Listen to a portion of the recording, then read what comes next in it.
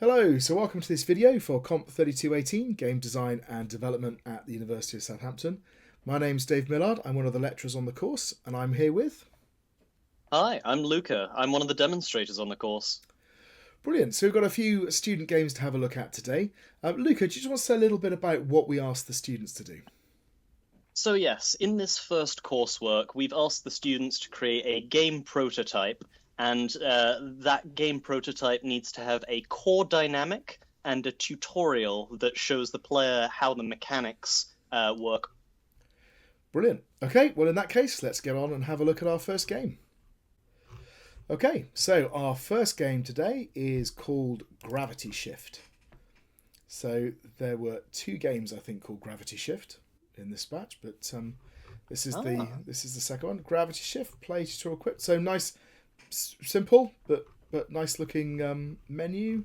Clean. Clean, that's the word. So let's click on the tutorial. Space bar to flip. Okay. Right. Yes, I remember this one. Oops. Yeah. Okay. Here we go then. So presumably I can just do...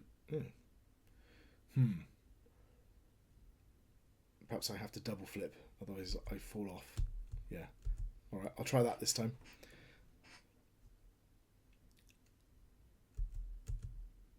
There you go. I've dodged the obstacles. Collect power-ups. I'm glad it said that, because otherwise there'd be no reason to dodge the obstacles, right? Yeah, so, a little bit of that tutorialization coming in.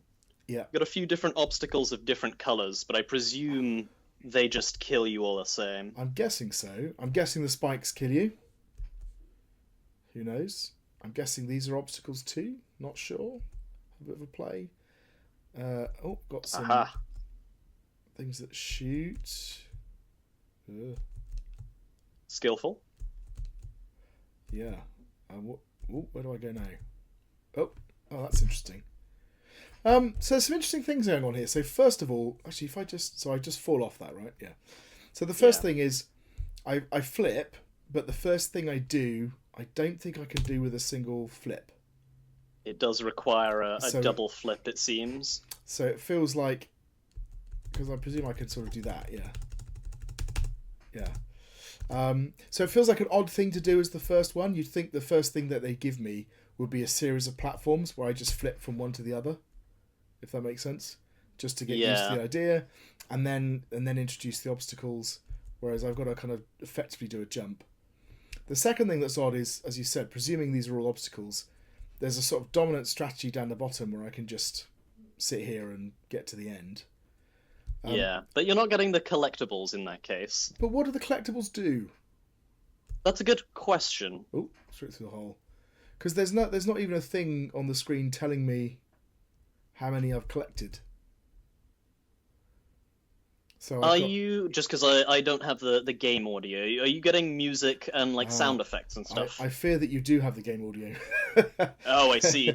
There's no audio at all. Yeah. Oops. Yeah. Okay. So they've made there's some odd choices going on. So yeah. So that's the first one is the power ups. Collect the power ups. First of all, do I go faster? Okay. Am I speeding up? Maybe. It's not obvious. That's a bit strange. Got stuck on something. Mine is stuck.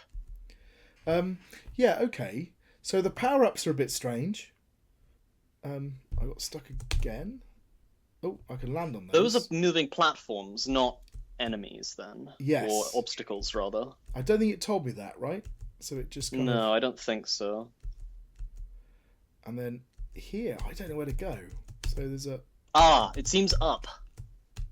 Oh, no. Maybe that platform you're supposed to land on the underside of. Yeah. So that's another oddity, right? I get to the end, and then I've got this kind of strange, almost blind jump, where I don't know where I'm going. It's also not quite clear where the edges are. So there's obviously a border at some point, where if I go over that border, then the game ends. But I don't know where that border is. Yeah. So when I get to the end of this and I jump off the end, and it's not clear to me, so I can hit these things. This is sort of okay, and it's not clear to me then sort of where I'm. So not clear to me which direction I'm going. But also there's no kind of feedback to tell me where the border is or where I need to avoid or. Yeah, you were mentioning the positioning of being able to like see what's in front of you. Yeah. Unless they start throwing something new that we haven't seen so far of stuff behind the player being relevant, it might have made a bit more sense to place the camera more further along so that you could see more of the track in front of you. Yeah, so you were positioned to the left of the screen, you mean? Yeah. Yeah, I think also a background would have helped a lot.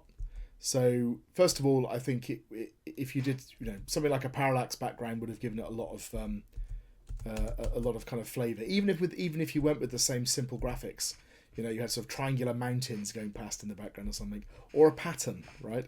Just something to give them the sense of movement, because when you're in a spot where there's not much on the screen, it's quite hard to tell what's going on. Yeah. Or if you've like encountered the bug where you stop moving forward. Oh, so I keep fell off the bottom there. Yeah, like here now, just that beginning bit at the beginning, it's not clear. Yeah, and you can imagine if you got that bug in that section, you wouldn't know. I presume these things kill me. I haven't actually hit one of them yet. Probably worth trying. Yes. Yeah, okay. So that's working. That's good to know. Right. I'm determined to get before we get started on the mark scheme. I'm determined to get to the end and see if I can make actually the blind jump. Actually find out what's beyond that blind jump. I'm still trying to figure out what these do as well. They again, without the background, it's kind of hard to tell. They feel like they give me a little boost, possibly. Because they are called power-ups, not collectibles. Yeah. So, and the only really thing that is happening is that you're moving along forward and flipping. So those are the only two things that I could reasonably see being powered up. Yes. Or perhaps giving you a kind of invulnerability or something. Yeah. Where am I going? Like, seriously, where am I going? I think the grey ones are always above and the white ones are always below. There's the line. That's the end. Right, and that looks Congrats. like the 6 spots. So we got to the end. Okay. Well, let's start going through the mark scheme, because I think we've seen everything now. I might try playing around and see if I can go on the other side of these things or anything interesting. Yeah. Kind of intriguing. This is the one level, right? If you press home, there's not like a second one. No, I think... although, actually, it's a good point, because there was a... It did say... There you go. Because it did say... start... Oh, so that's wild. So I've got a completely different... My camera's even more zoomed in now. I see. Is this level 1? I presume what you just did was like level 0 as the tutorial, and then this is level 1.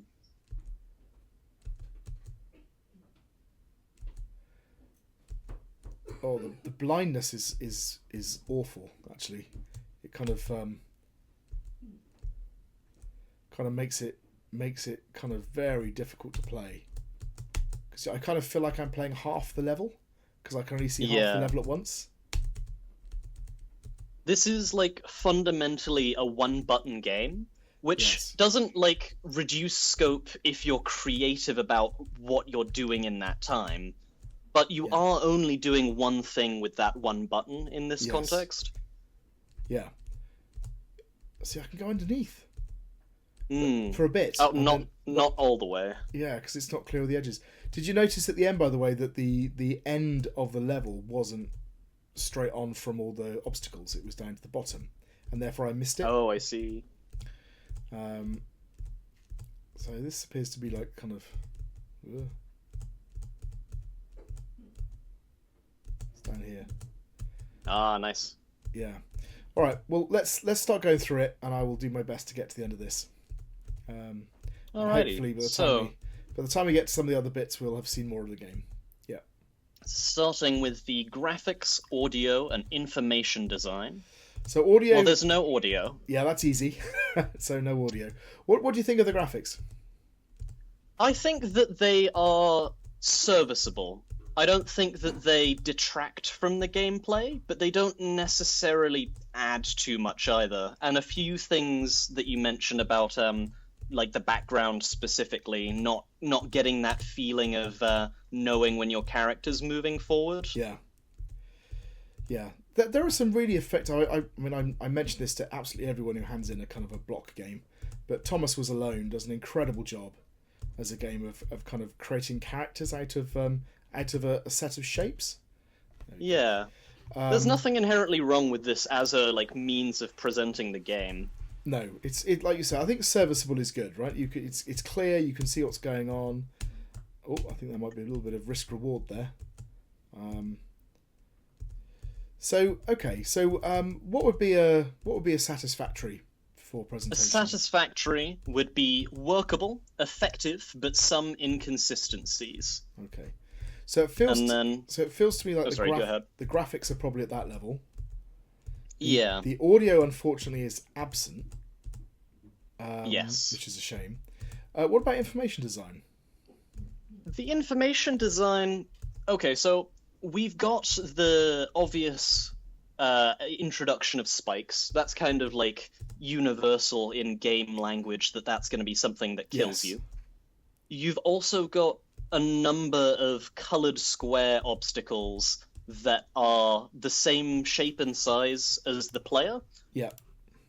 And a couple of blue platforms that don't kill you, but then we're not told they're platforms as opposed to obstacles. And the fact that the obstacles are different colours doesn't help us, right? Because not the most. Yeah. Just an aside, by the way, I've got 2 stars. I'm not sure why. I presume that's how many of the collectibles you got. You'd have thought so, but I don't think I got any collectibles. Because there's one there, so I'm not doing that because it's horrible.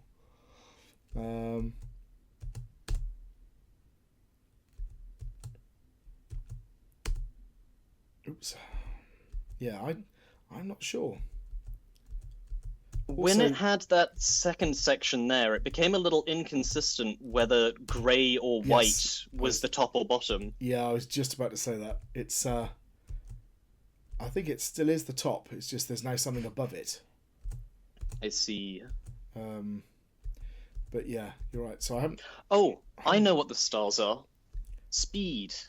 Ah, there's a time. I'm pretty sure this game's skill element outside of just making it to the end is making it to the end quickly, which I think then does mean that the power-ups are for speed.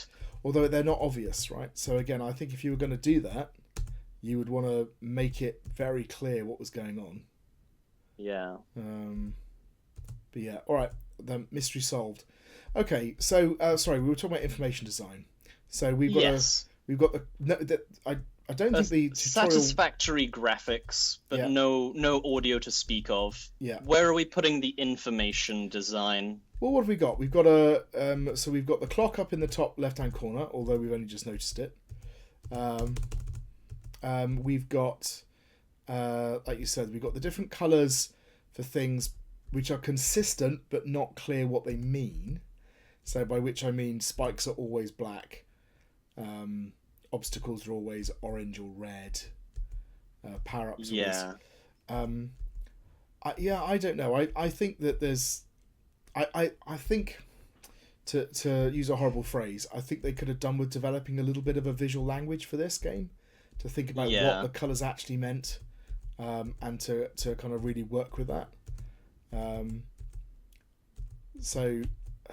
There's a few pointers here of effective but some inconsistencies, or simplistic or many inconsistent elements.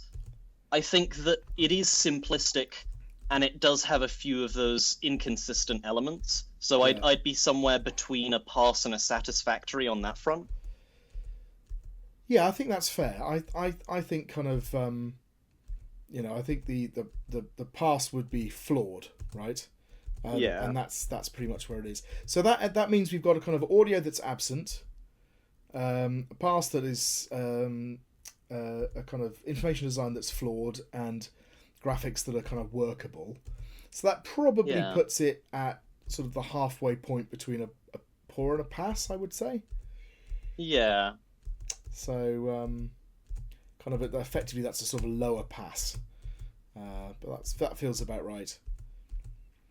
So that takes us to meaningful play, which is all about the controls, the mechanics. So we've got and bugs. I don't think I've seen any bugs, but we've got quite except the stopping. Oh yes, where you would just stop moving forward. Yes, so they're not game breaking, but just a little problem that you catch. I'm not going to make it through there. That feels impossibly difficult.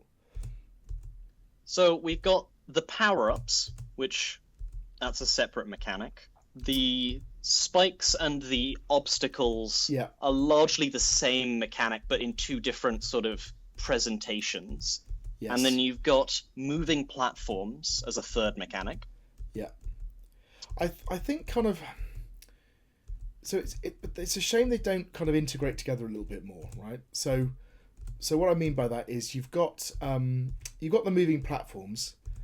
I haven't seen anything where you can use those to do things like block spikes or push an enemy out of the way. Or, I mean, maybe on a later level we'll see them. If I can't finish this, I'll skip ahead and see if we can see a different level. But yeah, kind of controls are really simple, obviously. Yeah. It feels. I mean, the gravity's set on pretty hard, so you accelerate quite rapidly. Accelerate quite quickly, right? There you go, straight away. So I think maybe that could be a little bit more forgiving, make it feel a bit more floaty and a little bit less desperate. We go back to the information design for just a moment. There's nothing to show you which way gravity is currently set. No. Except the player's current velocity, I guess. Yes, but again, maybe because there's no background, sometimes you lose track of that.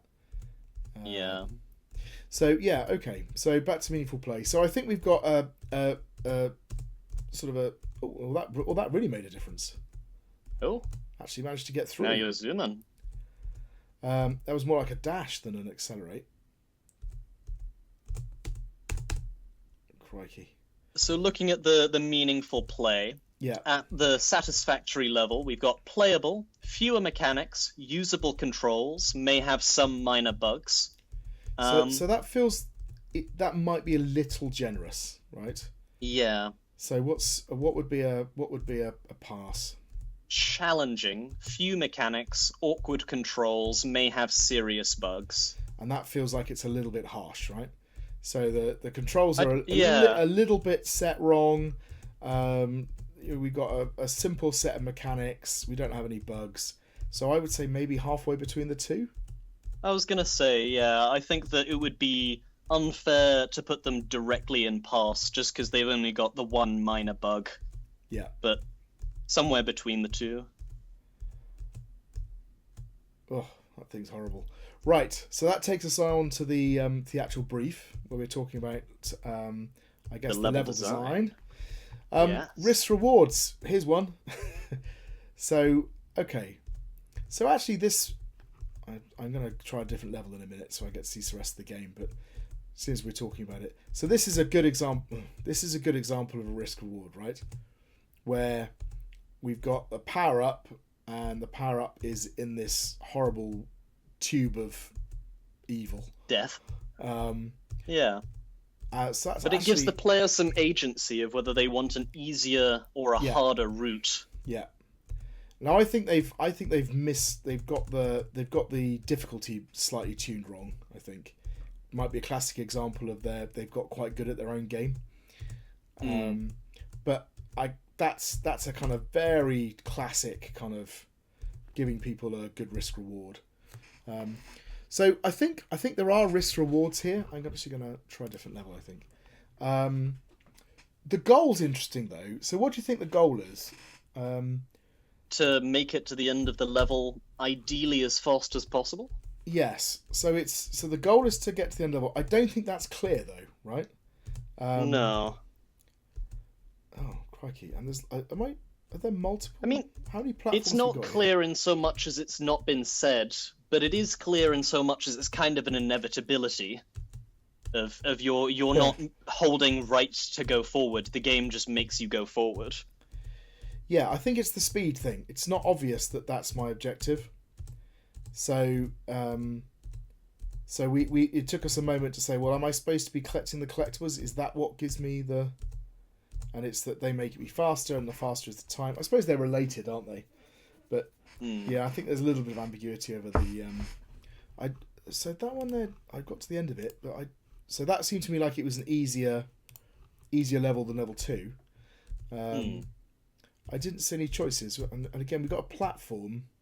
Seems like there's also 3 levels on this one. They've thrown out the grey versus white idea. Now they're all white platforms. Yeah, which is a shame. Which is sort of what we were saying about needing a bit more of a visual language. So the bottom one, I'm guessing, is harder because it's got this in it. All right. I guess. So let's do the easy one because I keep dying. So here's another example of the kind of risk reward thing then. Yeah. Within the scope of the game that they've created, I think they've done a reasonably good job at giving some novelty to the risk and reward. There is really the one primary goal, so I don't know about goals, plural. Yeah. Yeah, and like I said, I'm not convinced that goal's enormously clear. So, I mean, what would be a satisfactory for this? Coherent set of goals/risks/rewards. And then to bump it up to a good would be clear and coherent set of goals, risks, rewards, and lower would be a limited set of goals, risks, rewards. Yeah, so I think maybe for the goals it's on the limited set, but for the risks and rewards, risks and rewards, fine. So maybe halfway between those two. I reckon so. Kind of reflect that. Ooh. And then the pacing. So over the course of the game, it does get more difficult, but you also mentioned that there was a bit where the difficulty then went down. Yeah, so number 1 is fairly simple. Number 2 is I found quite difficult. Number 3 was a bit easier, although obviously I've been playing a bit. So start level 3. Was there no level 4? Is that like a fake? That might be a fake level. I would have said maybe you need to unlock it by getting stars, but you've got 3 stars in the prior level. Yeah. Progress reset. If you hit secret, I imagine it will. Secret. That's okay. Odd. I'm not sure why. So now I've changed shape. Again, I remember playing this in the expo. Yeah. Again, not entirely sure. I guess it communicates to the player that you're now going at a slower speed left to right, that you've got a different player model. That's interesting. Yeah, I hadn't put that together, but you're right, that could be possible.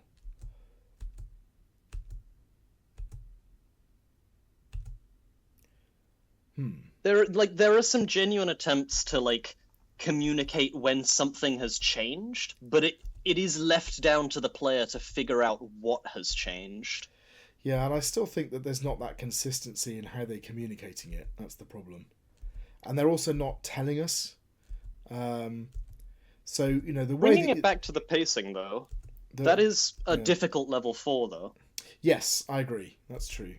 So I was just going to say, so if you wanted to communicate this, what you would do is you have a level where you started off as the normal square, and then halfway through the level, you went through a sort of a transition or something, and you got squashed down to be narrow, and the game visibly slowed down, right? And then that then ties it together in the player's mind.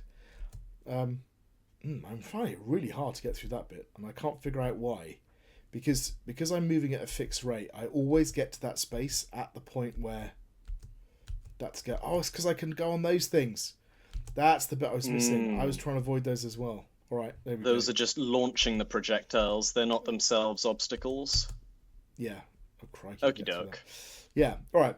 So in terms of pacing, I think the pacing's actually not bad. It's not quite as smooth as it perhaps could be. Yeah. So a satisfactory would be tension clearly rises over time. And I think they've got that. Yeah, to push it into a good, it would be tension rises over time in a coherent pattern. Yeah, and I don't think they've quite achieved that. It's not quite clear what's happening. That's fair. Yeah, I mean, it is true that they introduce things like these appear, I think, on level 3. So there is. I suppose there is a slight pattern in the fact that some elements of the game change. And they introduce new things.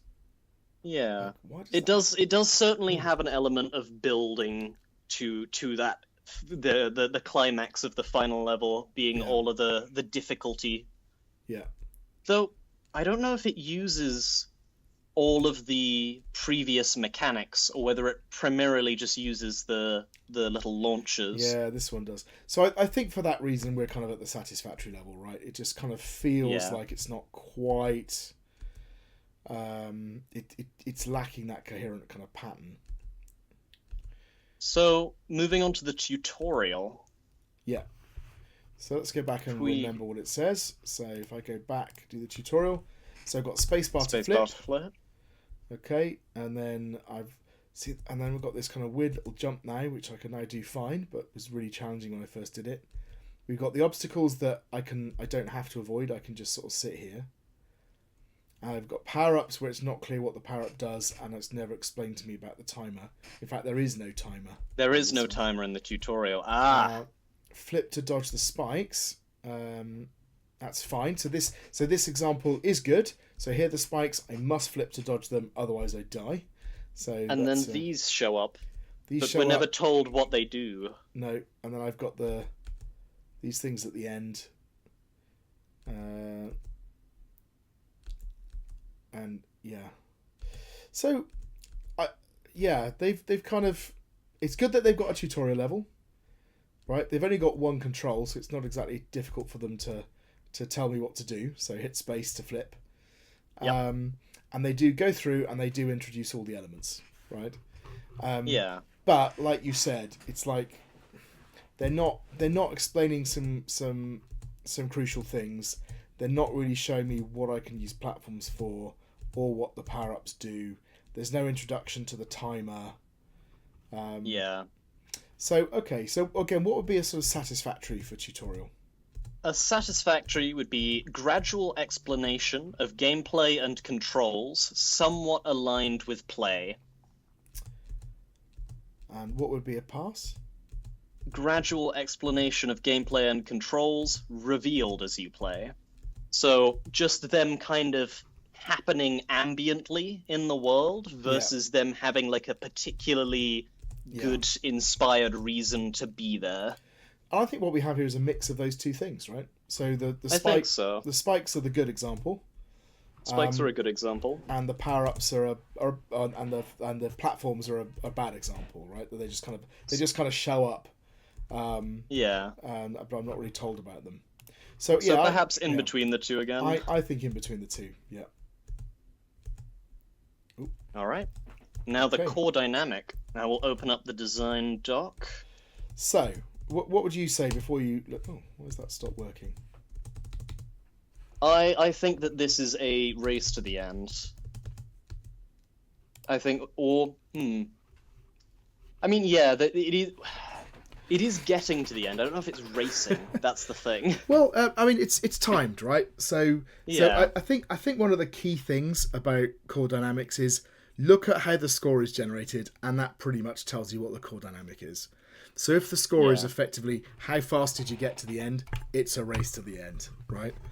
Absolutely. I mean, actually, they've not.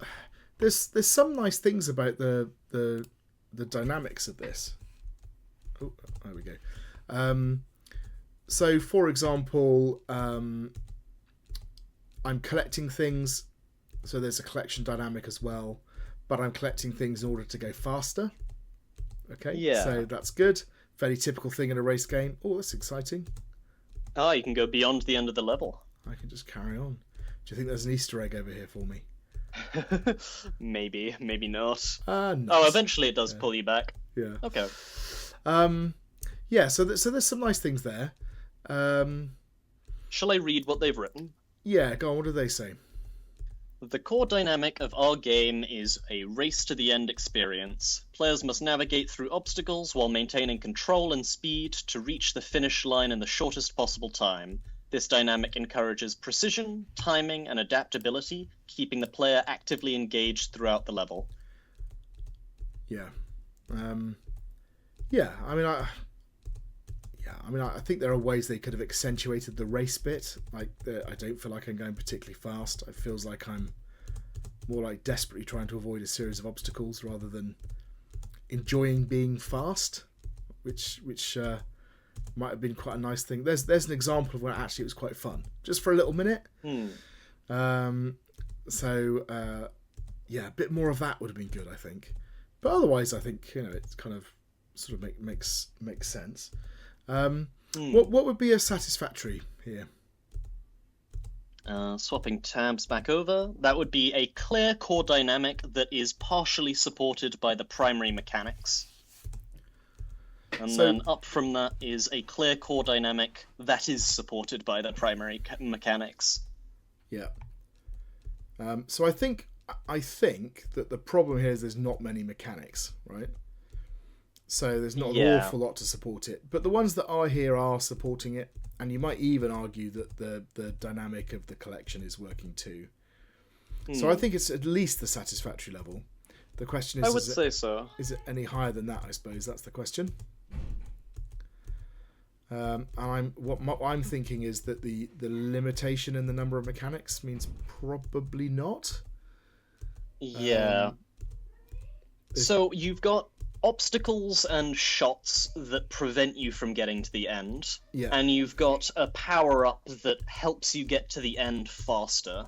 Yeah. So they do have at least like a good amount of support for it. It's just that if they had a few more mechanics, that would kind of push it beyond the partial support bit. Yeah, and like I said, some interactions between the different mechanics would have been good. So yeah, okay. So I think we're kind of at the satisfactory level. And then feedback. Yeah, so this is kind of what they were told in the labs and what they changed in response. What did they do? During development, feedback highlighted that the game initially lacked a clear core dynamic. In response, the team collectively defined the race to the end as the central gameplay concept. Yeah. To reinforce this, multiple new mechanics and level design adjustments were introduced, including obstacle pacing, player movement refinement, and improved level flow to fully align the gameplay with this dynamic. I have no idea what any of that means. What did they actually change, do you think? I think that prior to the feedback that they got and the things that they changed, they might not have had the power-ups, or they might not have had the timer, and you were just going along towards the goal, but not knowing that there would be a goal, or like that you needed to do it quickly. I think that's a very sensible suggestion, but I do wish they'd said that, right? True. So it's like, tell us what you actually changed. They said obstacle pacing, player movement refinement, and improved level flow. Yeah, so that means nothing, right? So, So okay. I think we can see the evidence though. We can see that yes, they were told that it didn't have those elements, and they concentrated on building those elements, and it's worked, right? We've got a game that definitely now feels like a race to the end game. But that's not very clearly kind of expressed. I'd say with the obstacle pacing bit, they probably made it more like the difficulty curve that we see now, rather than a steeper difficulty curve that may have existed prior. Yeah, but hard to know. What would satisfactory be? All right, let's have a look. That would be feedback was addressed and the changes have been somewhat successful.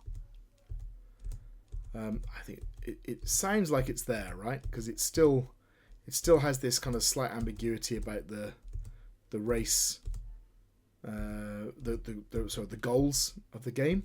Yeah. But they have successfully, it's mostly worked, right? We've got the choice of limited success, somewhat success, and full success here. Yeah, so I don't think it's full success, but it feels like it's been somewhat successful, right? It's kind of a few rough edges, but it's mostly worked out for them. Nice. Okay. All right. So, final thoughts on this one? What do you think? I think it's very commendable to make a one-button game. That has some design difficulty to it, and I do appreciate that. I want to see that game explored more. Yeah, I wonder whether they knew that going into it. I think a lot of people have seen sort of Flappy Bird, and they're thinking, well, that looks fairly straightforward. I could make a slightly more complex version of Flappy Bird, and that'd be great. And you're right. It's quite hard to pull that off and do all the things we've asked for. I think so. I think they've kind of, again, it feels like they've got the basis of something really good here. The block graphics are simple, but they're effective. They just needed to refine them a little bit more, get that visual language working properly.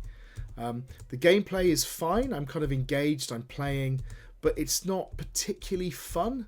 And I think it's not fun because I don't feel like I'm racing. The fun bits are when I pick up the power-ups and get to do something cool, right? And there's not enough of that, right? So it just feels like it's just a bit of refinement, I think, to get there. But yeah, like you said, not a bad attempt really at all. And, no, not at all. And I've definitely been playing it, so that's a good sign. Right, shall we move on to our next game? Let's. So our next game is called Crazy Golf. So I kind of have an idea what this one might be about. I reckon it's a football game. Yeah, there we go. Actually, do you know what? I like that. That's a really nice splash screen. It's a nice splash screen. It kind of teases you with the fade, with the kind of obscured level behind it. Good use of a nice font. Yeah, nice looking buttons that react. Yeah, good. I like that. No tutorial, so I'm guessing it's part of the game. So let's go for it.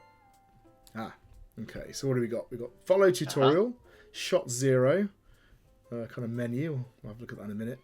Hold mouse, right click and drag to move. Hold mouse, right click and drag. Okay, I see. Hold mouse, comma, right click, comma, and drag to move the camera. Come on, Oxford commas, folks. There we go. So I can move around looking at that. It's quite sensitive, but yeah, fairly normal. Oh, I like the fact it automatically progresses. That's good. Nice. Move the mouse scroll wheel to zoom in. That's good. Okay. Hold mouse, comma, left click on the ball to start your shot. Okay. Very minor nitpick, but you could have had like hold left click or hold left mouse button. But left mouse click is a little less. It's slightly odd, isn't it? Continue holding mouse left click and drag in the opposite direction you want the ball to move. Okay. So, yeah. Nice. Good bit of feedback visually. Yeah, that's nice. I mean, I'm guessing that's power of the shot, so that's... Hey. Nicely done. There we go. 3 stars. We got a little stats screen. And the stars obviously were exactly what we just picked up, so that makes sense. Next level. So, where are we going? So we're going over there. A little bit of a shame it doesn't start off by showing me the whole level. It would have been nice just to start the camera up above and then kind of bring it down into position, even if it was just a straightforward linear movement, just to give you a sense of where you are. But all right, so it looks fairly straightforward. So let's see how we get on. So that's 1 star, 2 stars. I'll try clicking on it. Yeah, it seems like you can get a little bit of wiggle room where you get to interact with the ball before it's quite run out of momentum. Yeah. Which, as anyone who's played Crazy Golf knows, it's exactly what everyone does. All right, so let's try and go through there. Oh. So the dynamics of these are sometimes not what you think, but they've got a relatively... Oops. I didn't mean to do that. They've got it relatively, works relatively well. So, like that little bit there where it just ran over the... Oh. What was I saying? Nice. Just a little frustration. Oh. Yeah, that's a bit not good enough. I think what's going on is I click on the ball, and then as I drag back, nothing appears because I'm not off of the ball, right? So it appears here. So what I'm doing is I'm clicking, and then I'm moving, and I'm not getting any feedback. Therefore, I'm clicking again, and that's why I've done a couple of little shots. I see. There's a little bit of a dead zone across the width of the ball. Yeah. Again, so that's I can zoom in and out, can't I? So, oh, that looks exciting. So it goes all the way up there and round. Nice. We're seeing a good bit of like variety in the level design so far. Oh dear, that wasn't good. Into the void. So it just counts as one shot. I don't get a penalty. Okay. This one feels a bit floaty. This kind of probably not to welly it. There we go. Yeah, notice the ball is kind of... Yeah, you got a good amount of drag being applied to it. Aha! There you go. Skills. So I wonder if that means that it's just based on the velocity of the ball, right? So I can't click on it now, but I can now. Yeah. Yeah, you can see in the bottom left it actually updates the text to tell you when you can and can't. Okay. So that's interesting. So normally that makes sense, but there the ball stopped and then rolled backwards, which means I just have to wait for the ball to slow down. I don't have to wait for it to come to rest. So that you could describe that as a bug or a feature, I guess. Like I said, for anyone who's played Crazy Golf, especially if you played it with children, you know exactly what it's like. Right, so that's kind of fun. So that looks like I've got suggesting I do a big jump, right? If I zoom out, can I hit the ball? I know. I wondered if I could hit the ball harder because I had further I could pull back. Next shot, triple speed. Nice. Ah, okay. Based off of that ramp, it does seem that the intention is that you get to hit the ball while it's still moving. I think that the levels have been designed around that as a feature rather than a bug. Yes, I think you're right.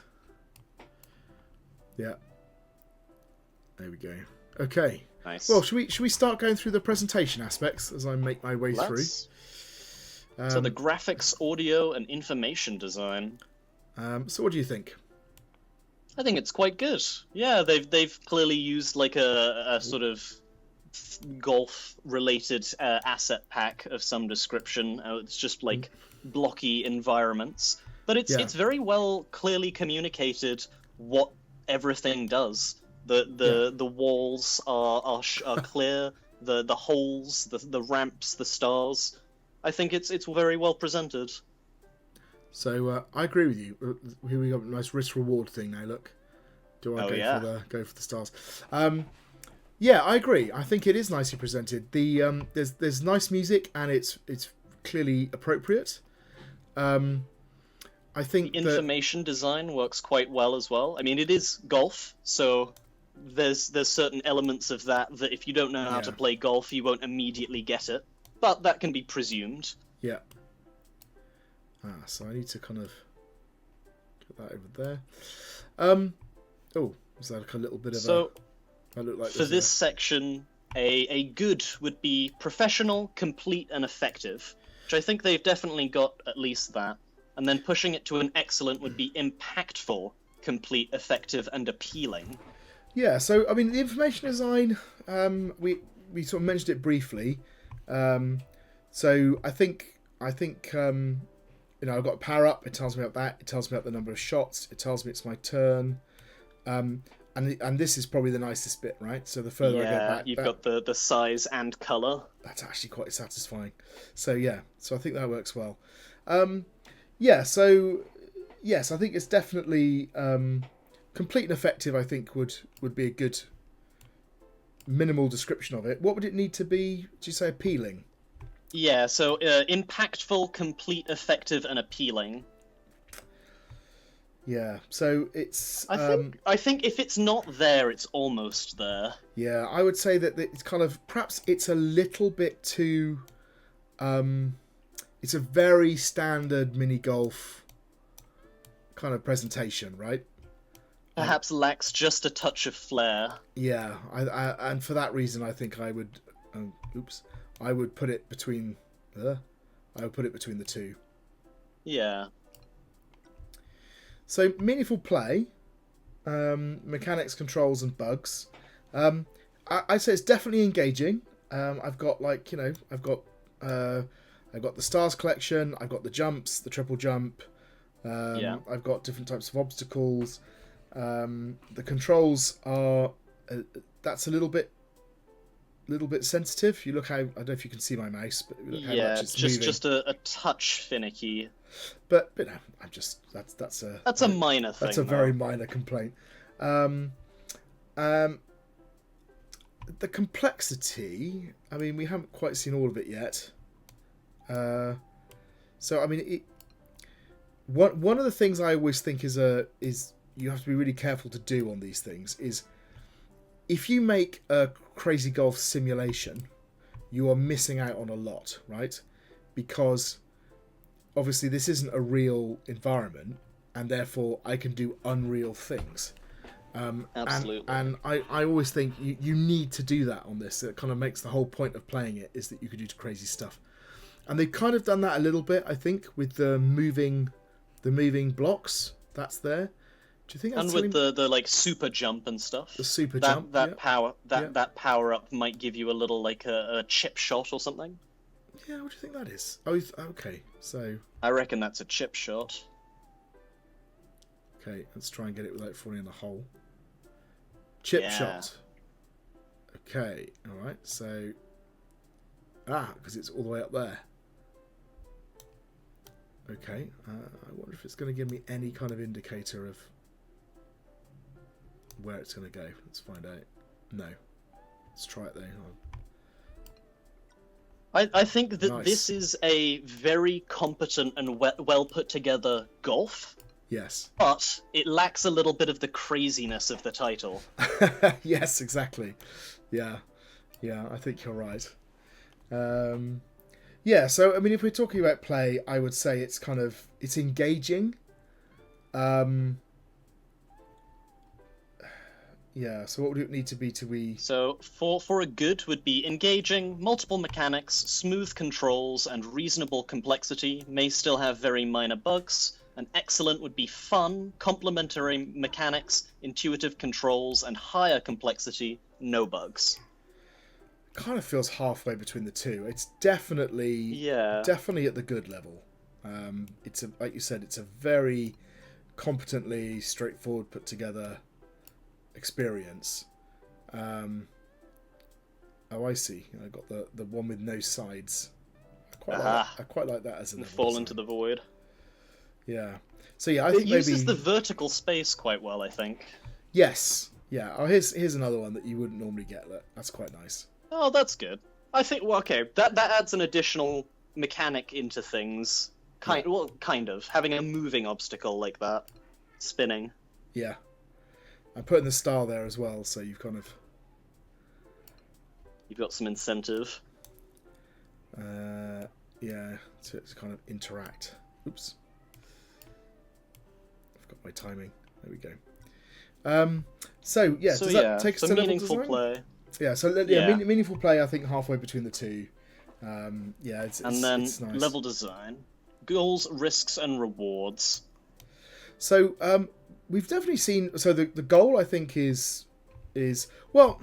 You've got two goals. You've got the goal of put it in the hole in as few shots as possible, and then you've got the secondary goal of collect all the stars. Yeah. Oh, okay. That's like a.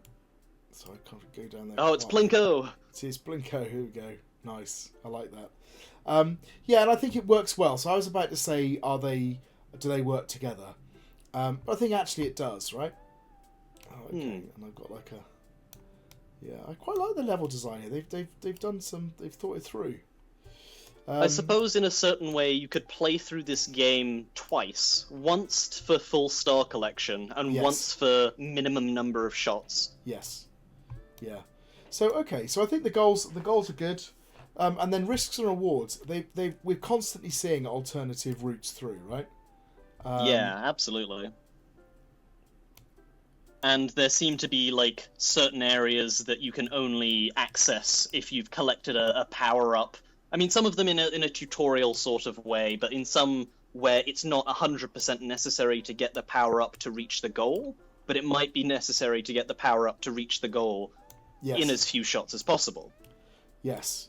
So, you know, that's a classic one. So that's a chip shot to get up there, I guess.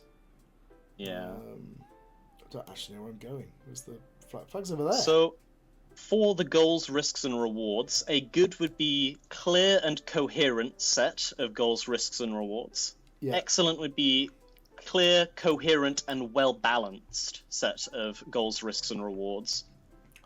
So, I've literally got to a bit where I'm feeling quite confused. Because I don't quite know what I'm doing over here. I've got over to explore. That's over there. I could have chipped it straight onto that star, and then up there to the thing. But it seemed to imply I might want to come this way, but I don't know why. As the like, quote unquote, alternate easier route. Oops, that's annoying. At least it does put you back where you were, which is quite nice. Yeah. It's another star. Okay, so now I know that's there. I can. Whoa. Nope, not going to work. Sorry, it's a tight angle. Where were we? Yes, we were just looking at the pacing. Oh, sorry, no, the goals, risks, and rewards. My bad. We had not quite decided on that. So.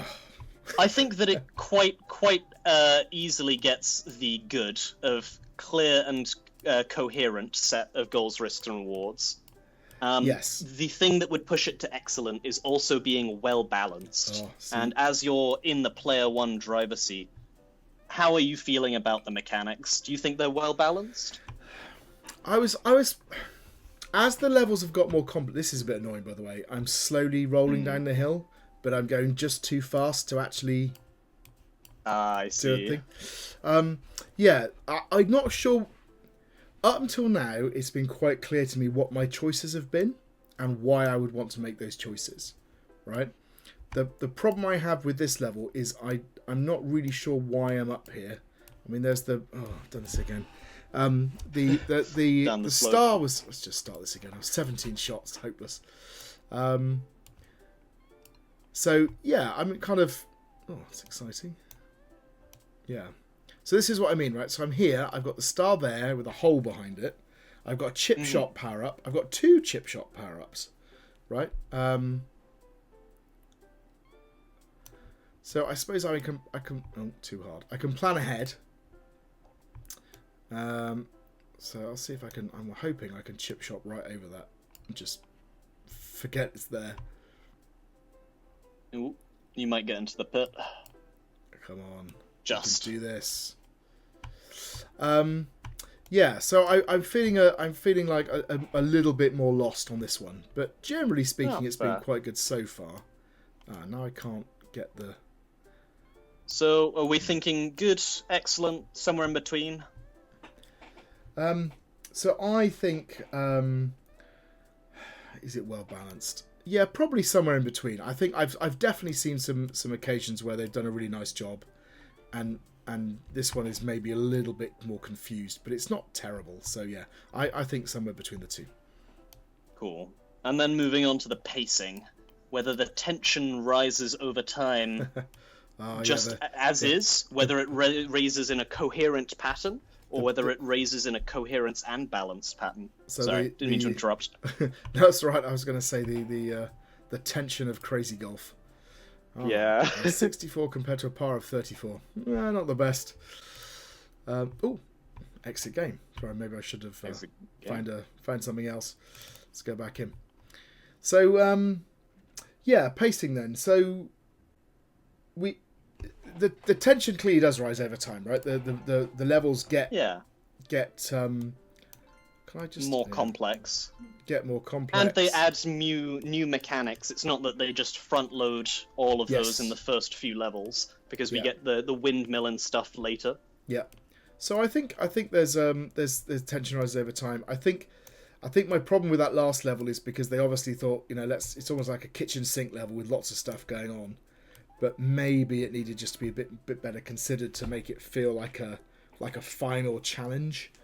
But so I would say tension definitely rises over time, and I think it does so in a coherent pattern because we get these things introduced, right? I think so. But maybe not quite at the well-balanced level for the reasons we said. Okay. How's the tutorial? So the tutorial's brief but effective, right? Let's go do it again. So I've got the menu up here. Oh no, okay. I can't go back to the level. All right. Well, we've just done the tutorial, so we'll have to have to go with that. So I think it's nice. It takes you through each of the shots, and then it kind of releases you. So it kind of does the job. That was exciting. That was either an invisible wall or this edge isn't quite working. There we go. There's nothing once I get into the game though, right? There's no kind of... No. Oops. So, and we've got a couple of examples. We've got the power up and we've got the chip shot. And the jump shot. So the only thing I'd say is that they do the level design does sort of tell you what to do. So just because the tutorial text finishes doesn't mean the tutorial does. So, for example, I get the triple shot on a space where I must use the triple shot. And I think the chip shop, I don't think was like that. I think I was an alternative route through. Oops. Okay. So I think they're kind of, they're mostly aligned with the play there. Yeah, so I think... So, satisfactory would be somewhat aligned with play. Good would be fully aligned with play. I think actually it is fully aligned with play because they appear when I can use them, right? Yeah, and then it's sometimes communicated through the level design. Yeah, and I think they're almost there because they're... Oh, that's annoying. Just literally jumped over a star. Because they normally appear where there's an opportunity for you to use them, but it doesn't necessarily teach you how to use them first before then giving the opportunity to use it to get a benefit, if you see what I mean. It's a learn by doing thing. Yeah. So maybe between good and excellent. So that takes us to the core dynamic. All right. Which I'm guessing they put down as a... Well, I guess it's a spatial reasoner. But what did they say? Our game's core dynamic is spatial reasoning. Right on the money. Yeah. This is as the player must think strategically about their positioning, power, and direction to complete each level in as few shots as possible. Yeah. This dynamic has been reinforced through an integrated set of mechanics, as well as through level design choices that challenge the player to visualize and predict movement through space. Yep, absolutely. There's a few other things going on. There's the collection, bit of the collection dynamic as well, but they've got a little bit more written here, and I shan't go over like every single part, but they've got the mechanics that support our core dynamic are listed below: ball movement, power-ups, collectible stars, terrain design, and for each of those they've got a little explanation as to why they think that. So I think I think they're completely right that their mechanics are supporting their core dynamic. So that would be good, right? A clear core dynamic and supported by the primary dynamics. Is it an integrated set of mechanics? So do these things kind of work with one another, I suppose? I think the litmus test for that is when you're using something like the chip shot or the jump shot, for the first one on the jump shot, it's the only way to get to the end of the level, and you just fly across the gap. But in some of the later levels, you use the chip shot in a way that is also relevant to some of the holes in the floor or some of the like spinning obstacles. So I think they do have that synergistic effect. Yes, I think you're right. And there's there's things like I'm having to jump to catch a star and that kind of stuff. Yeah. So I would agree. So I think that puts them up at the excellent level. I think so too. So are they supported by other dynamics? There is, like we said, there is a collection dynamic going on. Yeah. Oh, that's interesting because it set me back. I now have the chip shot, but I'm in the wrong place. Oh, on a different. Okay. Another minor bug discovered. Well, I think they've done it as a. Actually, it's fine. They've done it as a feature. I think they kind of put you back to your previous spot, and they're like, and you don't lose the thing. But again, it might have been nice to have a little kind of have a place where you could do something that would kill you, but on the way, or would kill you, would lose the ball, but on the way you get the power up that you then use from that original position to, there's some nice things you could do with the level design to do that. If you press like R, does that do anything? No. Okay, I was just wondering if there was a reset button or something similar. Well, I've got the restart the level button at the top left. That's about it. Yeah, that's. I've got myself in a really great position. That solves the problem. I forgot a little bit about the restart button in the top left, top right even. Ooh, there we go. Nicely done. Right, where were we? Sorry, we were talking about core dynamics, weren't we? So yes. the question is it supported? Is it supported by that collection dynamic? I mean, it sort of is, because it's am I collecting things in order to solve the puzzle? Yeah. This is about the integrated set of mechanics, not the supporting dynamic so much. Well, I think there's definitely an integrated set of mechanics, right? So I'm happy with that. So actually the question is, if it was more than that, is there enough going on here? Oh, I seem to have a bit of a weird crop issue where the prizeworthy category reads a clear core dynamic that is supported by an integrated set of mechanics and other dynamics. And then it doesn't have other dynamics. Other dynamics. So that's what I'm getting at. Is the collection dynamic enough to count as another dynamic? Do you want to put it somewhere between the two? Yeah, I think so. I think if we're hesitating, I think it's because obviously it is there and it's sort of integrated into the game, but it doesn't feel like there's a collection thing in itself. There's sort of, I don't feel like there's a tertiary goal to collect a particular bunch of stuff, or so it doesn't feel particularly developed as a dynamic, is what I mean. So I'll give you an example. It's like in Pokemon. Right, then you're collecting Pokemon, but you're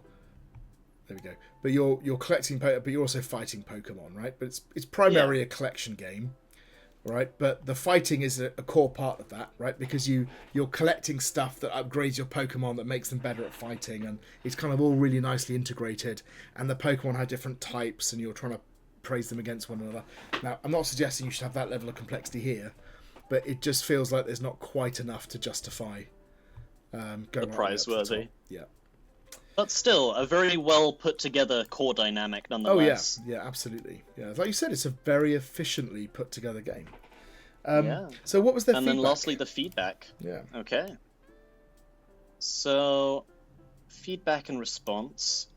First of all, we were told that players needed clearer, more consistent visual feedback within our game. In response, we ensured that the power bar always renders in front of the obstacles. This is so players never lose sight of the shot strength, in turn ensuring consistent and reliable feedback. We added a UI indicator to show whenever a power-up is active. Just skip through. In addition to this, we received feedback that our game initially lacked deeper levels of engagement just beyond getting the ball in the hole. We address this by introducing a par score, like in real golf, adding collectible stars, and adding an end screen. Yeah, okay. And then one more, we were also advised that our level pacing felt uneven. We improved this by simplifying the tutorial level, such as removing obstacles. This is to ensure new players could learn the mechanics without frustration, and we reordered levels to ensure that the difficulty rose coherently throughout, and new mechanics were introduced one at a time. So all of that's really good stuff, and I think it has made a big difference. I think so. Right? Yeah. So I think the only thing I'd say is that well, actually they have they've taken on board the feedback, and they've interpreted it and done it successfully, right? So I'm not sure, like we were saying about the kind of perhaps a little bit of a lack of flair. So I think the prizeworthy would be saying, you know, have they interpreted it particularly imaginatively? And it's I think not quite at that level, but yeah, I think they've. So that's probably at the excellent level, isn't it? Kind of like nice. I'd say so. So final thoughts on this one? I think that this is a very well-rounded and well-put-together game. I feel like in order to be criticizing it, I've had to nitpick a few things here and there. Yeah. But yeah, overall, very pleased. I think if you find yourself feeling a bit guilty about the things you're mentioning, that's probably a good sign for the game, right? It's like, you know, they've done a great job. They've put together something that's really complete, and it's I mean, we didn't mention it, it's quite large in scope. I mean, there's a ton of levels here, right? Probably more than we necessarily asked for. Yeah, they've done a good job. Really effective game. Yeah, well executed. Shall we move on to our next one? Let's do so. So our final game is called Boba Apocalypse, or Boba Apocalypse. It'll be like Bobas and Boba pearls in the popping pearl teas. Could be. See, that's the generational difference, right? I'm like, that's Boba Fett. No. Boba Apocalypse. This is tapioca pearls. So I like the title. Not so keen on the enormous play button, but you know, it's functional. I remember this one. Yeah. So this one, they have not set it up for different dimensions of screen, and the button I need to click to move to the next level is off the bottom here, right? So we're gonna have to run this in Unity. So give us 1 second, and we'll be back with the Unity version, and that we can play. Okay, so here we are again in Unity this time. So with Boba Apocalypse, and if we hit play, yeah, there we go. So excellent. I've got click to got continue, the correct aspect ratio. Yeah. So it's running as a widescreen. All right, so in 4080 AD, Earth bursts into flames, becoming inhabitable. Did they mean uninhabitable? Uninhabitable. Yeah. Humans fled from the planet, finding a new home. Okay. Topical. They landed on planet Tapioca. Okay, there you are. Hell yeah. Where aliens love to drink boba. They were friendly at first. Little did they know the aliens were actually evil and abducted them all. Okay. And make every human help produce and serve the boba drinks. Nice. You're new here. My name is Sam. Okay. Let me help so you won't die here. That's nice of you. This is a great little character, by the way. Make the boba for the aliens so they take mercy on you. Okay. Their orders displayed above their heads. Both a little bit of like in-world exposition and a bit of direct tutorialization. That's nice. So do I click? Okay, I'm getting ahead of myself perhaps. Drag the milk tea to the cyan cup in the middle. That's cool. So they've highlighted the things that you need to be interacting with. No, the ice. See, that's overflowing. If I put the ice in there, it's all gonna... Does the order matter? I don't think so. I'll do as I'm told for now. Don't forget Boba. There we go. Press the down key. Press space to stop the arrow. This will be the angle of your shot. I've got fire it. Nice. I think it's inspired that they came up with this as a concept. Press space to set the speed. The lower the point, the slower it is. I don't want to. Okay. Yoink. Now you do this one yourself. All right. So this is Oh. Aha. Oops. I can't take it out now. You gotta fire it into space. I got ahead of myself. Can I reset? No. Oh yes. You think But now you've got to intentionally miss. Yeah. Oh, just make it again. Oh, that's all right.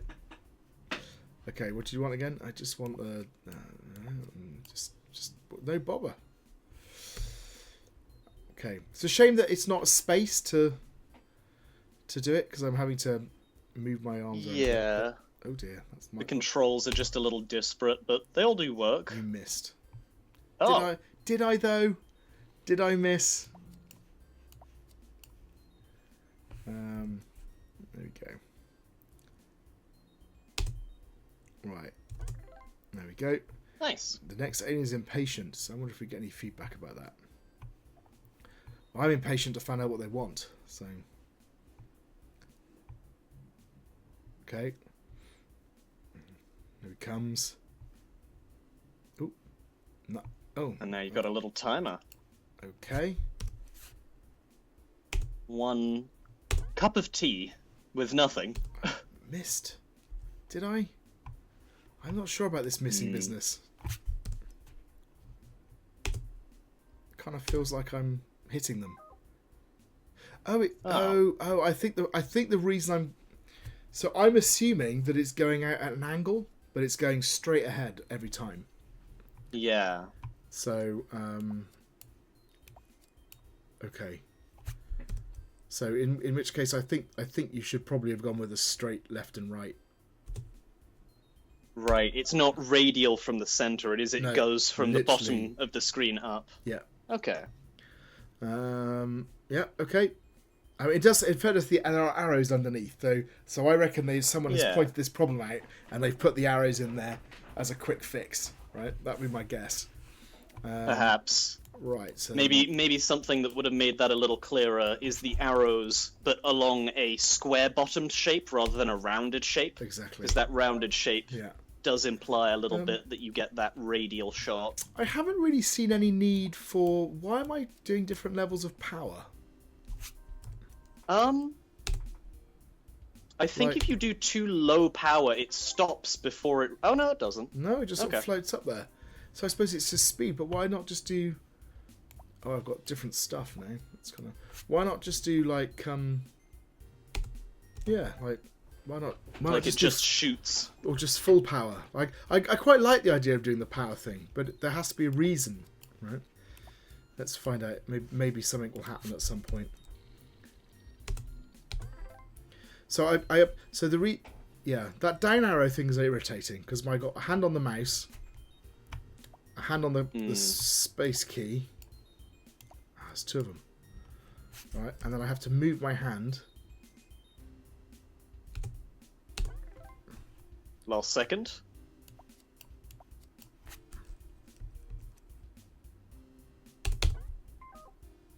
It's just there. That's maybe why you don't want to pick the low velocity in case they get impatient in the time it takes to go up the screen. But why? But my question was, I mean, I did it then because of the. Oh, he doesn't want that either. My question was more about. Oh, now I've got one I don't want. I should have a cancel thing, right? My question was more about why not just always do it high velocity? What's the point of low velocity? All right. Yeah. Oops. So move that round. So he wants everything. Yeah. So the moving the hand, it's not just awkward. It's also kind of it breaks the kind of frenetic pace of the game. But anyway, here we go. You got a third pearl unlocked. Oh yeah, here we go. So he wants that one with some stuff and some ice in it. Fussy aliens, honestly. Okay, what do you want? I don't think I could work in the service industry. The service industry. I'd be like, yeah.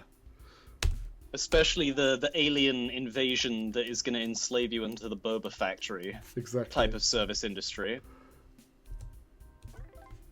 Okay, there's that one. All right, okay, we're kind of...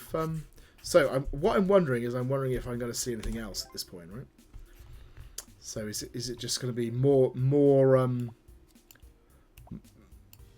ingredients, more varieties, more aliens? Actually, was it shooting off to the side? I can't tell now whether it's going straight up or to the side.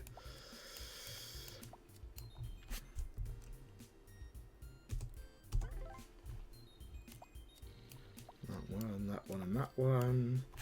Okay. So, word on the presentation. I really like the I suppose we might as well sort of get into it. The lovely graphical style. Really nice.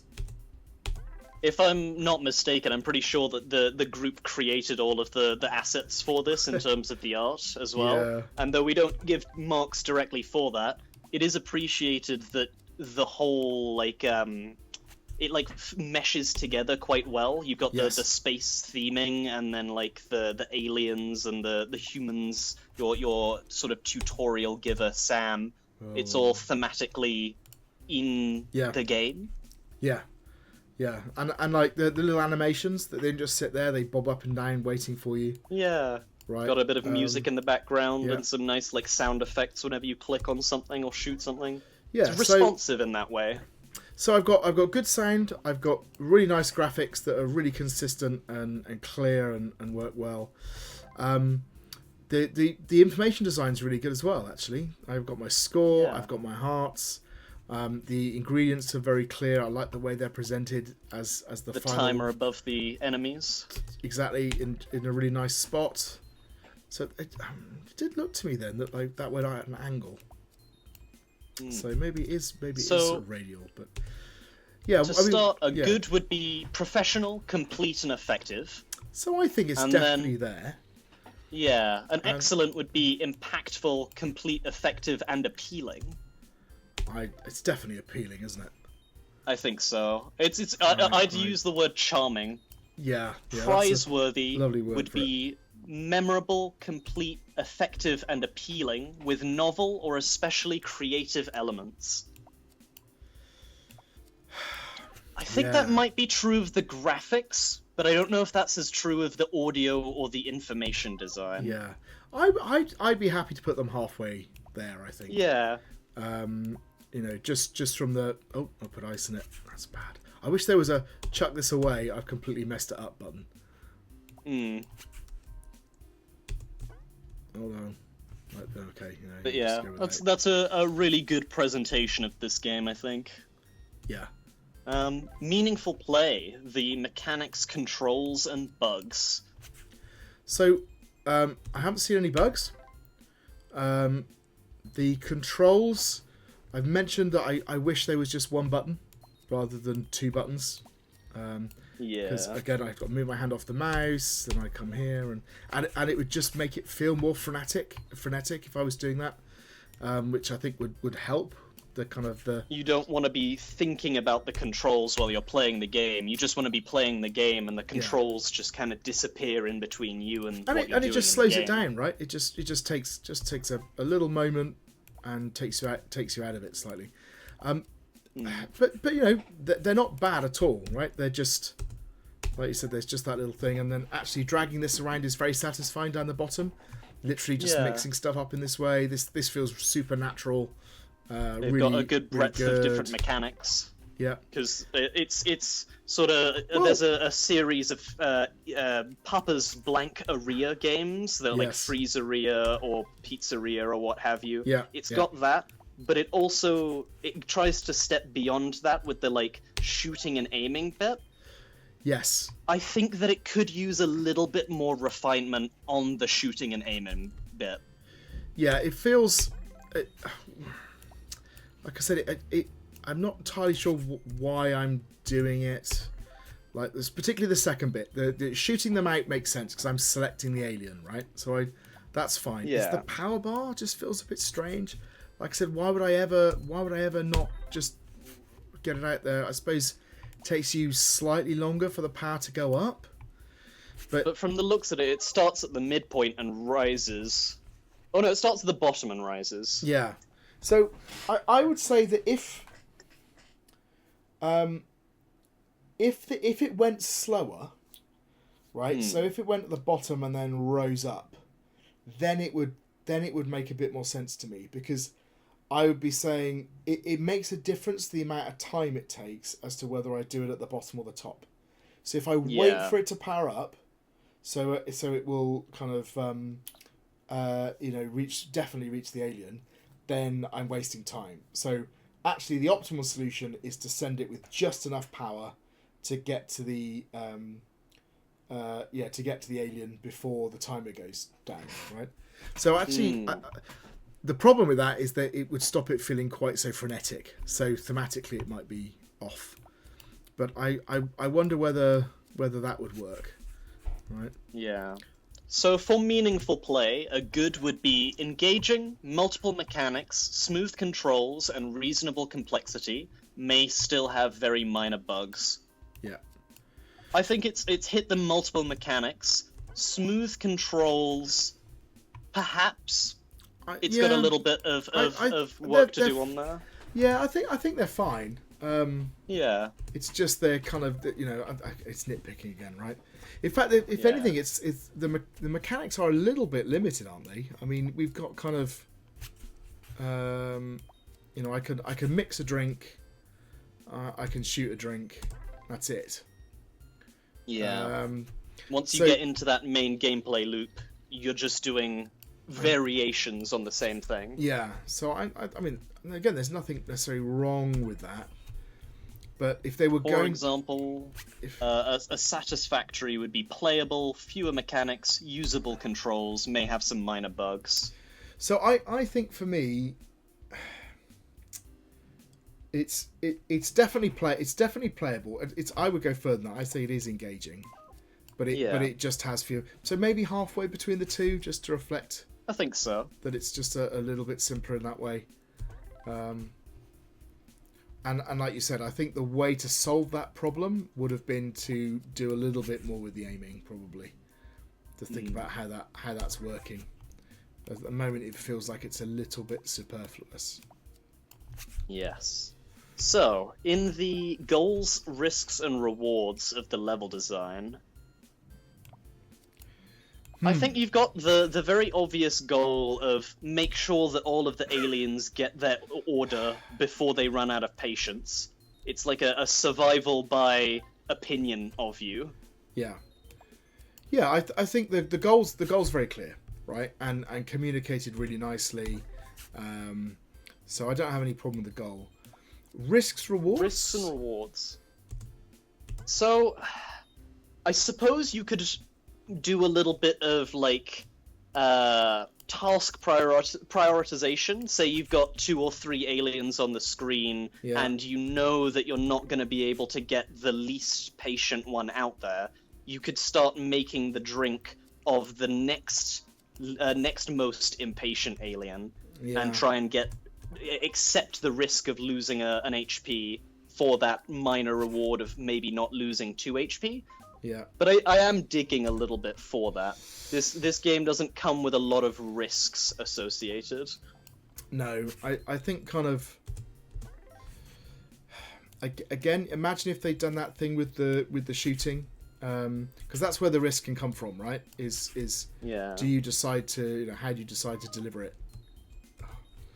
But without that, it feels like it's a little bit weak.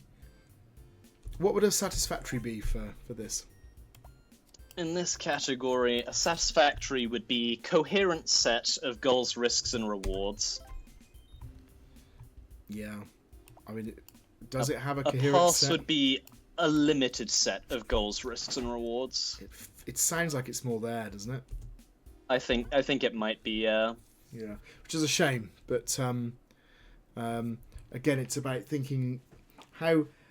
What you want your player to be doing is you want your player to be making not just strategic decisions, but tactical decisions and moment-to-moment decisions about what am I going to do.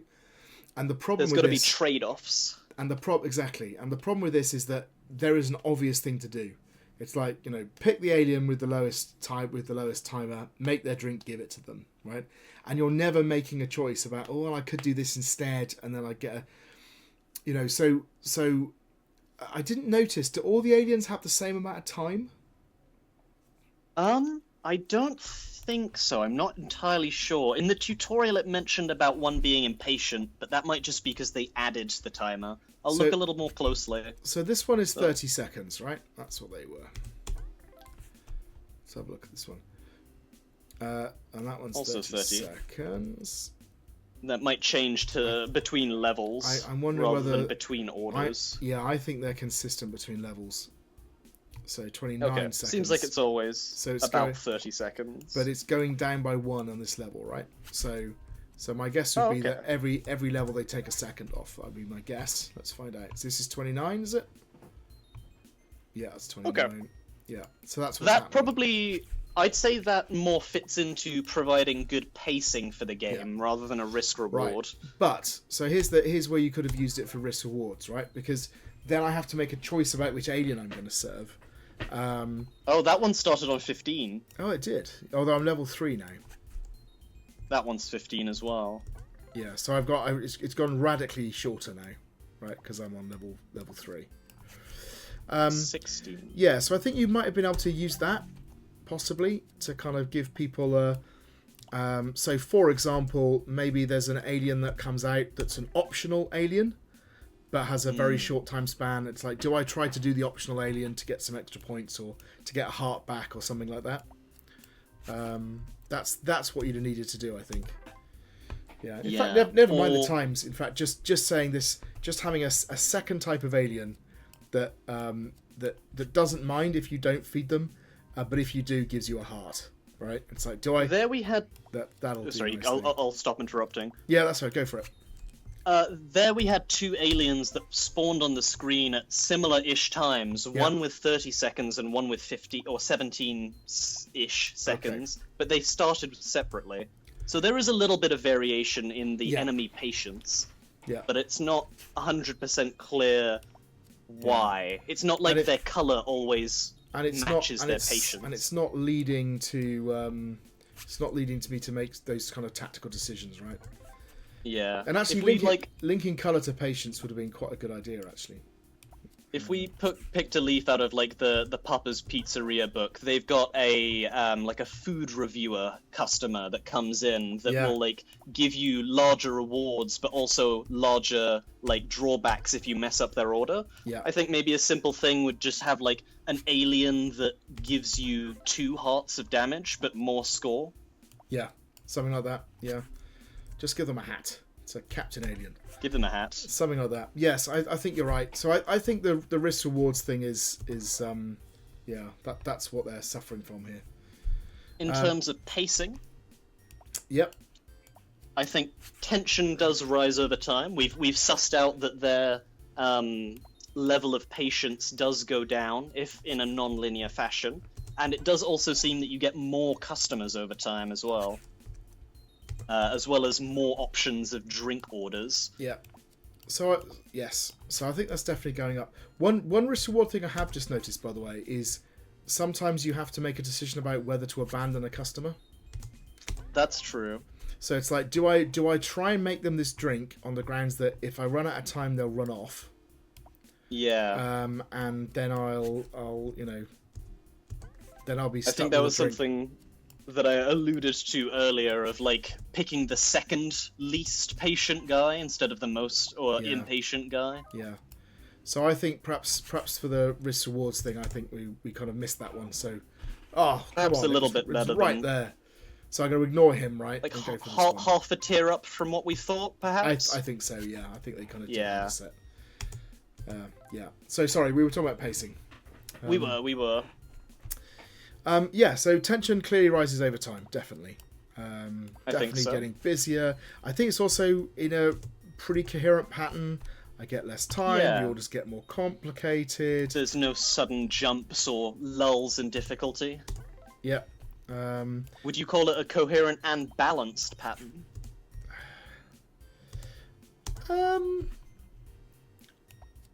It feels mostly balanced, yes. There's some big jumps, particularly in the amount of time that the aliens are prepared to wait. But yeah, I think it kind of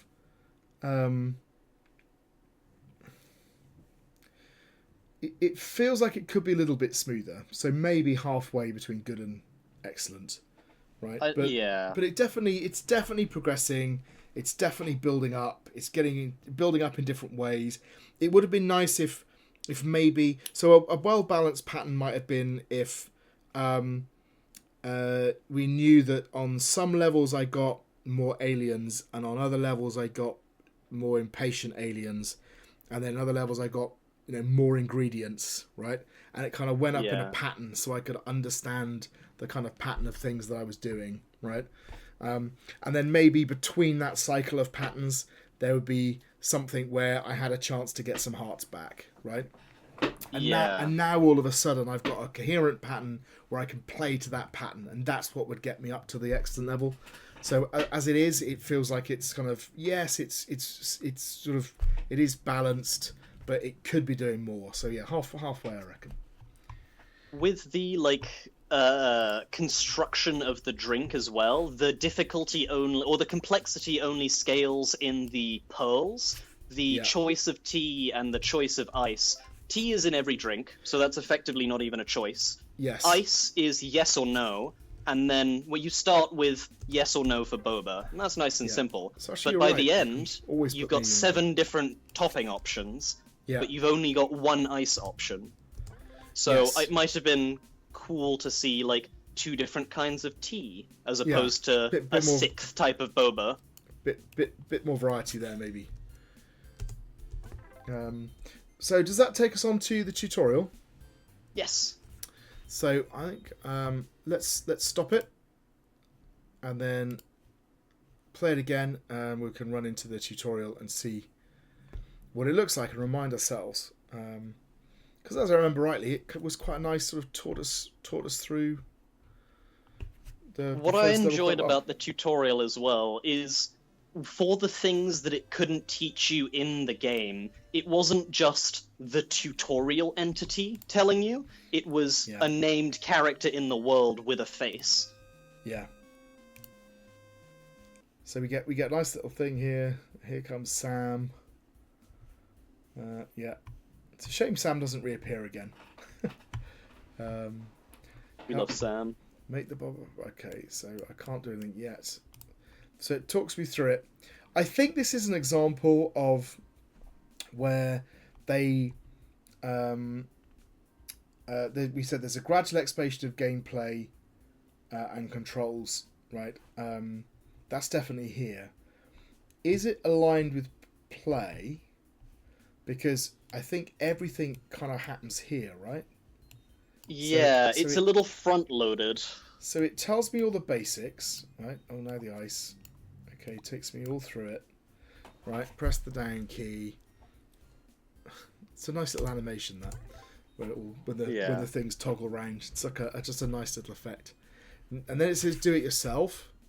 All right, so okay, so this is great. So I know what I'm doing. But they still haven't introduced the patience, which I think is critical at this point. You can make this drink in as long a time as you like. Yep. Okay, and now they do the impatient bit, which is good. So, and I can always put the drink in because they always have drinks. Optimizing the strategy for a speed run. Yep. They want everything again. Okay. Okay, and now we're all set. And then I think it launches us into the game, right? Oh, they tell us about the hearts. Do not complete time, you lose a life. I think this is one of those examples where, because actually the mechanics are relatively straightforward and they don't have that sort of variety, there's nothing else to introduce, right?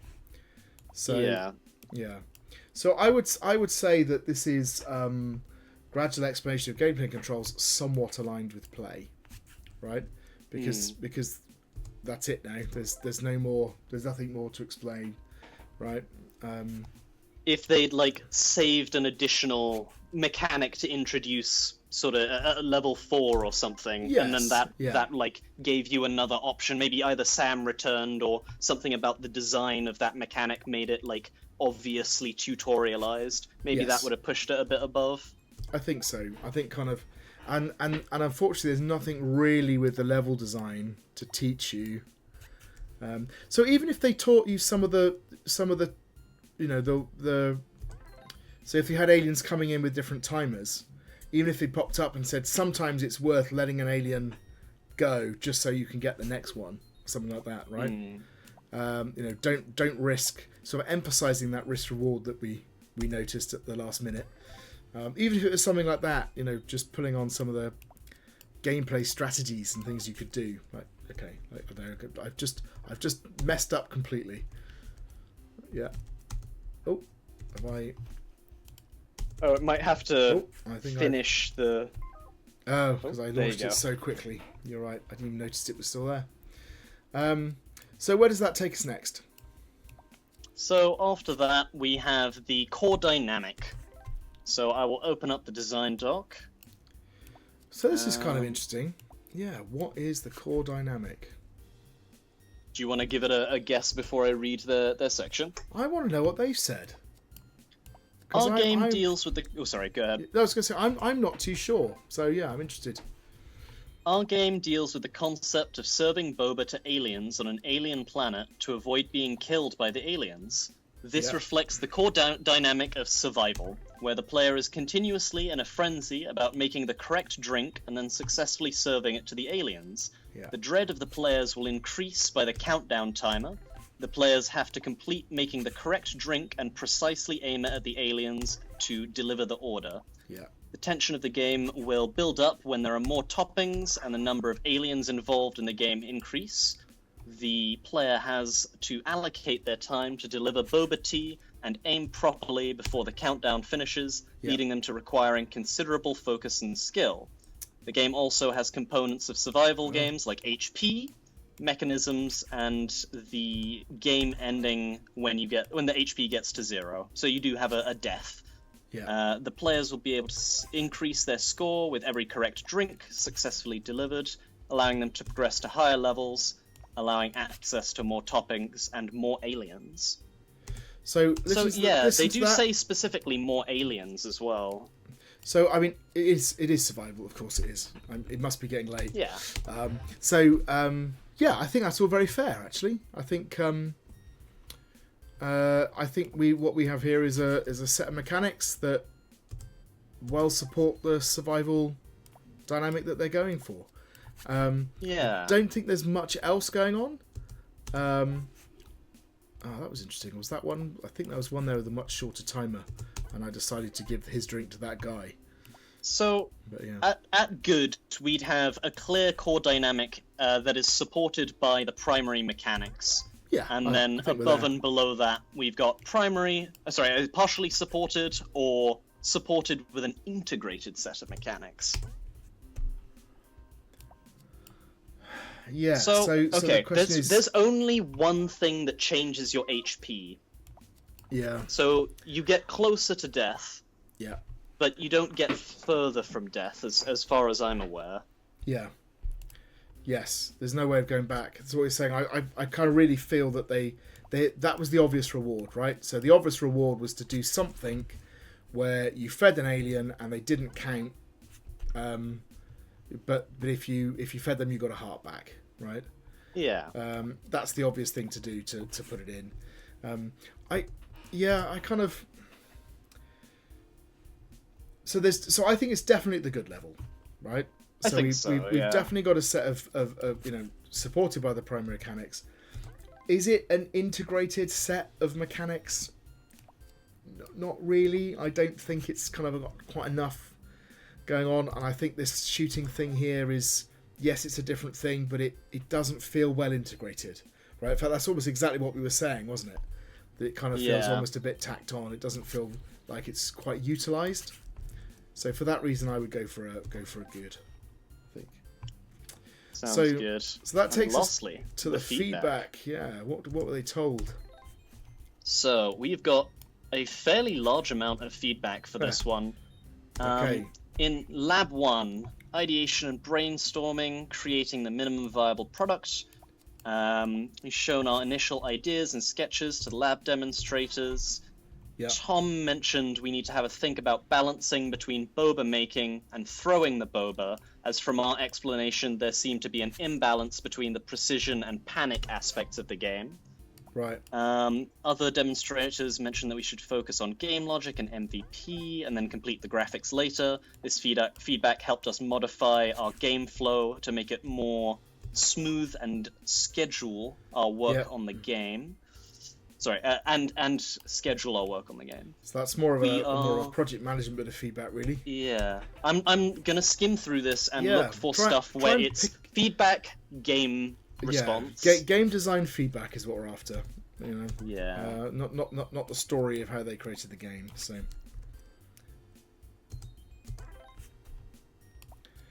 Yeah. I mean, that first one I think is kind of getting to what we were saying about the integrated set of mechanics and it feeling a little bit like the shooting was disconnected from the rest of it. Here, I've got a specific one. So we got some feedback about giving the player time to breathe, because in between the levels in the initial version, it didn't have any stop between, say, like level 2 and level 3. So they added a little pause between, so the player can go, "Oh, done it." Yeah, that's good actually, and that works well. Definitely. Yeah. It instead of the pacing just always going up, it's got some nice like peaks and valleys in an upward trending direction. Well, that was interesting. I had 2 aliens were overlapping, and so I delivered the drink to one of them, and the other one got it at the same time. So I made one happy and one annoyed at the same time.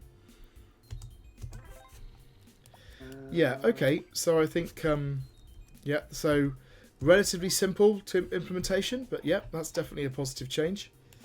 Oh, something that was mentioned here is the difference between the instructions given by Sam as the NPC and the more implicit tutorialization of the stuff highlighting in the menu. So what was the feedback about that? We asked whether we needed to explain the ingredients for the boba tea, but they, the demonstrators, said that this is not necessary as it was self-explanatory. They also mentioned adding more alien variations if we had extra time, as opposed to only having purple aliens. We also received the advice to add graphics to the direction pointer and bow, I presume the launching bow, so the players knew where they were shooting. So yeah. They've responded there, and they've given a bit more of a visual feedback to something that was previously lacking some clarity. Yeah. In somewhere between the information design and the tutorialization. So it feels to me like they've been given some decent feedback, which is obviously what we hope. But it's relatively straightforward, and they've kind of, that was lucky, and they've kind of implemented it and. They just, they haven't had to interpret it very much. They've just put a pause in. They've just put more alien colours in. They've just, put some more clarity. Those arrows down the bottom. We did talk about that, didn't we? Yeah. So yeah. So I mean, what would be a good, for example? So in this category, a good would be feedback has been addressed and the changes were successful. Yeah. So yeah, I think that's true. So the excellent would be interpreted. I don't think they've quite done that. It's a relatively straightforward translation. But yeah, I think it's at the good level. Brilliant. What do you think of this one? I think that this is a very fun game stylistically and just in concept. To add those two sort of disparate game elements of cooking / ingredient construction and then launching in a sort of physicsy-esque way, I think is very cool. I really think that the only thing dragging this game down is the goals, risks, rewards, because though the goal is present, you could have some alternate goals and you could have more elements of risk and reward present. Yeah, I think that would make it a much better game. right? Yeah, I agree with you completely. I think it's a really fun idea. Playing it with a smile on my face. It looks brilliant. It's sort of, you know, my little minor can quibble about what the buttons are. Actually, it's very straightforward to control it, and it's quite satisfying. I think they just needed, as you said, to kind of perhaps have a slightly more sophisticated set of goals and think about risks and rewards, and then it would have elevated it and made it really, really, you know, much more engaging. But still fun to play. Still a lovely example. Yeah, well done. You know, it's a memorable entry from this first coursework, I think. Absolutely. Okay, well, that's our last game for this video. So thank you very much for watching, and we'll see you in the next one. Bye-bye.